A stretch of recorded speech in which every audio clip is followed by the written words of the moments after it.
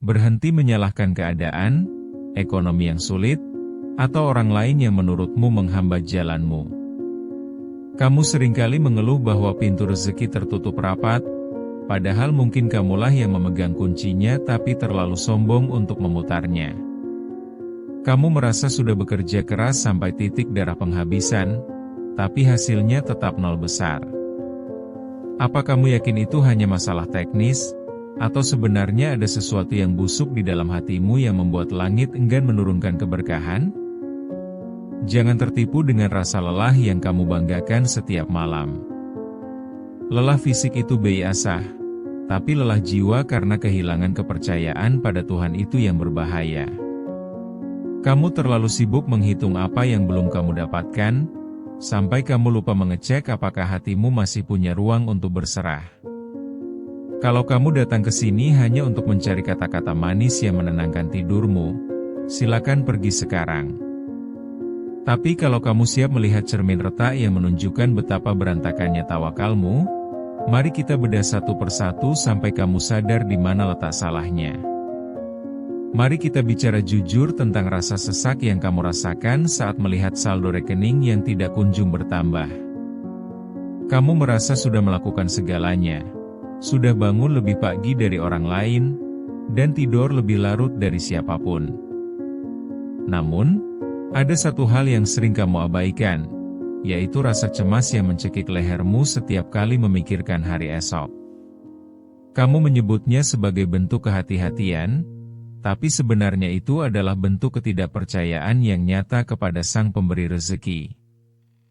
Kamu seringkali terjebak dalam pola pikir bahwa rezeki adalah hasil murni dari keringat dan otakmu sendiri. Kamu merasa bahwa jika kamu tidak bekerja keras sampai stres, maka tidak akan ada uang yang masuk ke kantongmu. Inilah akar masalahnya, kamu telah menjadikan usahamu sebagai Tuhan kecil dalam hidupmu. Kamu lupa bahwa usaha hanyalah kendaraan, sedangkan yang menentukan sampai atau tidaknya kamu ke tujuan adalah izin dari pemilik semesta. Lihatlah bagaimana kamu bereaksi saat rencana yang sudah kamu susun rapi tiba-tiba hancur berantakan. Kamu marah, kamu mengutuk keadaan, dan kamu merasa dunia tidak adil padamu. Reaksimu itu membuktikan bahwa tawakalmu hanya ada di bibir saja, bukan meresap sampai ke sumsum tulang. Kamu hanya mau menerima takdir yang sesuai dengan keinginanmu, tapi kamu menolak mentah-mentah takdir yang mengharuskanmu untuk bersabar. Ada rasa iri yang diam-diam tumbuh saat melihat orang lain mendapatkan apa yang kamu inginkan dengan cara yang terlihat lebih mudah. Kamu mulai mempertanyakan mengapa Tuhan tidak adil dan mengapa kamu yang lebih rajin justru merasa kekurangan. Rasa iri ini adalah racun yang menutup pintu rezekimu sendiri, karena hatimu tidak lagi fokus pada syukur, melainkan pada perbandingan yang tidak ada habisnya. Kamu sering berdoa meminta kelancaran, tapi di saat yang sama kamu masih menyimpan dendam pada orang lain. Kamu meminta pintu rezeki dibuka, tapi kamu sendiri menutup pintu maaf bagi mereka yang pernah menyakitimu. Bagaimana mungkin kamu mengharap aliran berkah yang jernih, sementara hatimu masih penuh dengan lumpur kebencian dan kesombongan yang tidak mau mengalah? Ketakutanmu akan kemiskinan sebenarnya adalah cerminan dari rapuhnya imanmu terhadap janji Tuhan. Kamu lebih percaya pada angka-angka di atas kertas daripada janji yang tertulis di kitab suci. Kamu merasa bahwa jika kamu tidak menggenggam semuanya dengan erat, maka semuanya akan hilang. Padahal, semakin erat kamu menggenggam dunia dengan rasa takut, semakin terasa mencekik hidup yang kamu jalani. Pada akhirnya, rezeki yang seret bukan selalu tentang kurangnya peluang atau buruknya ekonomi negara.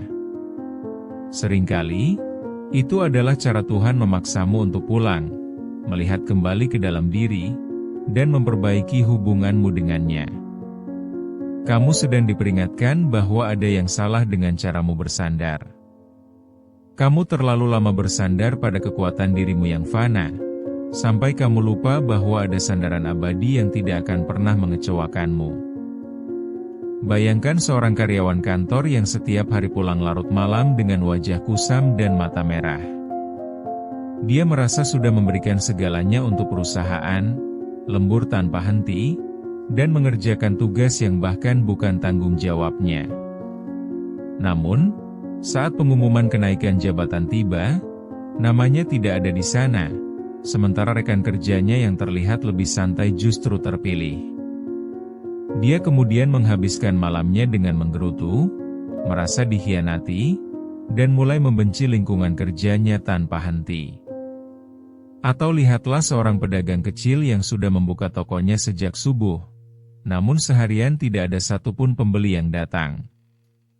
Dia mulai membandingkan tokonya dengan toko sebelah yang selalu ramai meskipun kualitas barangnya biasa saja. Alih-alih mengevaluasi pelayanan atau memperbaiki kualitas, dia justru menghabiskan waktunya untuk mengeluh kepada siapa saja yang lewat. Dia merasa Tuhan tidak adil, padahal dia sendiri jarang sekali bersyukur atas kesehatan yang masih dimilikinya hari itu. Ada juga seorang mahasiswa tingkat akhir yang sudah mengerjakan skripsinya dengan penuh tekanan dan rasa takut akan kegagalan.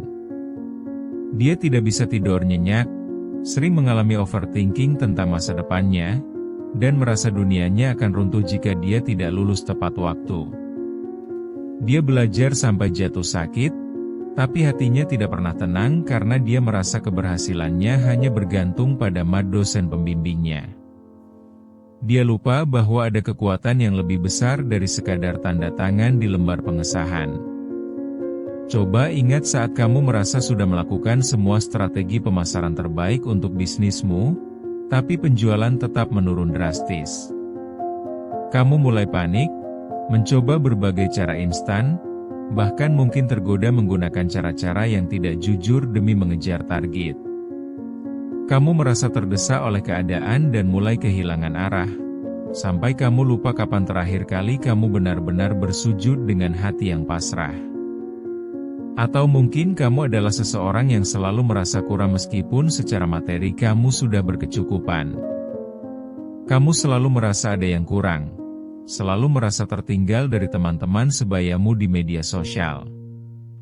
Kamu mengejar standar hidup orang lain sampai kamu lupa menikmati apa yang sudah ada di depan mata. Kamu merasa rezekimu seret bukan karena jumlahnya sedikit, tapi karena hatimu tidak pernah merasa cukup. Semua contoh ini menunjukkan satu pola yang sama, yaitu ketergantungan yang berlebihan pada hasil akhir.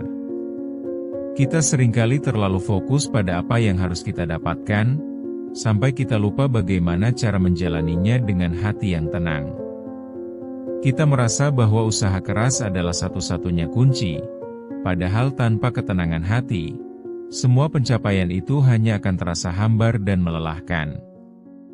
Kini saatnya kamu berhenti sejenak dan menarik napas dalam-dalam untuk menyadari satu hal penting.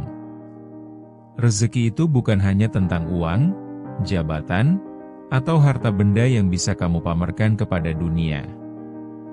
Rezeki yang paling utama adalah ketenangan hati dan kemampuan untuk menerima segala ketetapan dengan lapang dada.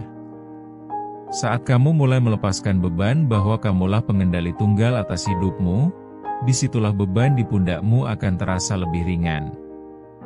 Titik balik itu terjadi ketika kamu mulai berani berkata bahwa kamu sudah berusaha maksimal, dan sisanya adalah urusan Tuhan. Kamu tidak lagi terobsesi dengan hasil yang harus terjadi saat ini juga, tapi kamu mulai menghargai proses yang sedang kamu jalani. Kamu mulai sadar bahwa kegagalan hari ini mungkin adalah cara Tuhan menyelamatkanmu dari sesuatu yang lebih buruk di masa depan. Kamu mulai belajar untuk percaya bahwa tidak ada satupun usaha yang sia-sia jika niatnya benar. Perubahan energi ini dimulai saat kamu mengganti kalimat mengeluh menjadi kalimat syukur atas hal-hal kecil yang sering kamu abaikan. Kamu mulai mensyukuri udara yang masih bisa kamu hirup, keluarga yang masih ada di sampingmu, dan kesempatan untuk memperbaiki diri. Ketika hatimu mulai dipenuhi dengan rasa syukur, maka ruang untuk rasa cemas akan perlahan menghilang, dan pintu-pintu yang tadinya tertutup akan mulai terbuka dengan sendirinya. Ini bukan berarti kamu menjadi malas atau hanya diam menunggu keajaiban jatuh dari langit. Justru, tawakal yang benar adalah bekerja sekeras mungkin namun meletakkan hasilnya di tangan Tuhan dengan penuh keyakinan. Kamu tetap bergerak, tetap berjuang, tapi tidak lagi dengan rasa takut yang mencekik. Kamu bergerak dengan keyakinan bahwa apa yang menjadi milikmu tidak akan pernah melewatkanmu, dan apa yang melewatkanmu memang bukan milikmu. Sekarang, bangun dari tempat tidurmu dan berhentilah berperan sebagai korban dari keadaan yang kamu buat sendiri. Jangan biarkan dirimu terus terpuruk dalam lubang keluhan yang tidak akan pernah membawamu kemana-mana. Kamu punya pilihan untuk tetap menjadi orang yang merasa tidak beruntung, atau menjadi orang yang berani memperbaiki hatinya agar layak menerima keberkahan yang lebih besar. Pilihan itu ada di tanganmu, bukan di tangan orang lain atau situasi ekonomi dunia. Bersihkan hatimu dari segala bentuk kesombongan yang merasa bisa mengatur segalanya sendirian. Buang jauh-jauh rasa iri dan dendam yang hanya akan menjadi penghalang antara kamu dan rezekimu. Mulailah hari ini dengan komitmen untuk bekerja keras tanpa kehilangan iman, dan berdoalah dengan keyakinan bahwa Tuhan tidak pernah tidur melihat perjuanganmu.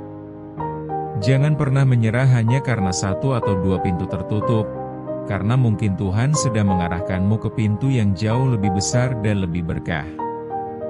Ingatlah bahwa hidup ini terlalu singkat untuk dihabiskan dengan rasa takut dan kecemasan yang tidak berujung. Jadilah pribadi yang kuat, yang tidak goyah saat badai datang, dan tidak sombong saat kejayaan tiba. Buktikan bahwa kamu adalah hamba yang pandai bertawakal, yang tahu kapan harus berjuang habis-habisan dan kapan harus berserah sepenuhnya. Bergeraklah sekarang, perbaiki hatimu, dan biarkan semesta bekerja dengan caranya yang paling indah untukmu.